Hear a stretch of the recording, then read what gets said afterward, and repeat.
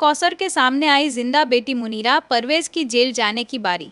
शहर होने को है कि आज के एपिसोड में उस खौफनाक रात से पर्दा उठ गया है जिसने कौसर की पूरी दुनिया को बरसों से मातम के साए में रखा था, क्योंकि जिस बेटी को कौसर मरा हुआ मानकर हर रोज तिल तिल मर रही थी, वह मुनीरा असल में जिंदा है। और इस पूरे घिनौने खेल का मास्टरमाइंड कोई और नहीं बल्कि खुद परवेज निकला है। नियाजी मंजिल के बंद दरवाजों के पीछे छिपा यह सच जब कौसर के सामने आया तो उसकी रूह कांप गई, क्योंकि उसने कभी सपने में भी नहीं सोचा था कि जिस इंसान के साथ उसने अपनी जिंदगी गुजारी वही उसकी कोख का सबसे बड़ा दुश्मन निकलेगा। परवेज ने अपनी नफरत और अपनी सत्ता को कायम रखने के लिए मुनीरा को कौसर से दूर रखा और उसे एक ऐसी अंधेरी दुनिया में ढकेल दिया जहां से वापसी नामुमकिन लग रही थी। लेकिन अब कुदरत का इंसाफ होने वाला है और परवेज की इस हैवानियत का अंत करीब आ गया है।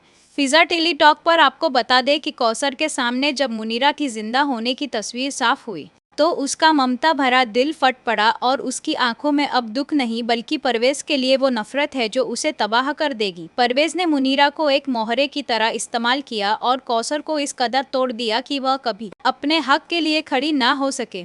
लेकिन अब पासा पलट चुका है और परवेज के जेल जाने की घड़ी आ गई है। कौसर ने जिस तरह से परवेज की गिरेबान पकड़ी है वह साबित करता है कि एक माँ की ममता जब रौद्र रूप लेती है तो बड़े से बड़ा साम्राज्य भी ढह जाता है।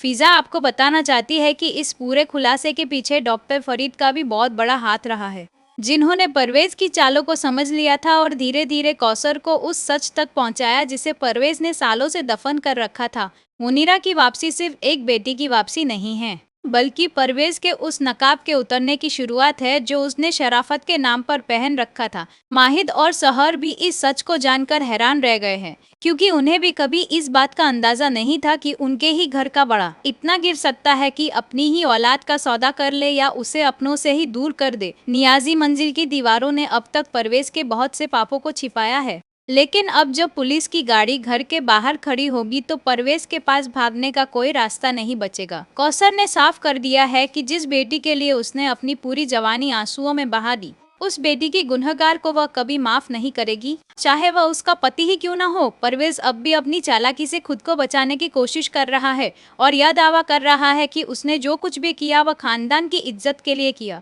लेकिन कौसर अब उसकी एक सुनने को तैयार नहीं है। मुनीरा की हालत देखकर कौसर का कलेजा मुंह को आ रहा है, क्योंकि मुनीरा की आंखों में वो खौफ साफ नजर आ रहा है जो परवेज ने उसे बरसों तक दिया है। फिजा टेली टॉक के दर्शकों के लिए यह सबसे बड़ा ट्विस्ट है, क्योंकि अब कहानी में मुनीरा की एंट्री से सब कुछ बदल जाएगा। शहर जो खुद को इस घर में अकेला महसूस कर रही थी, उसे अब अपनी माँ जैसी कौसर के अंदर एक नई ताकत नजर आ रही है और उसे यकीन हो गया है कि अब इस घर से बुराई का खात्मा होकर रहेगा।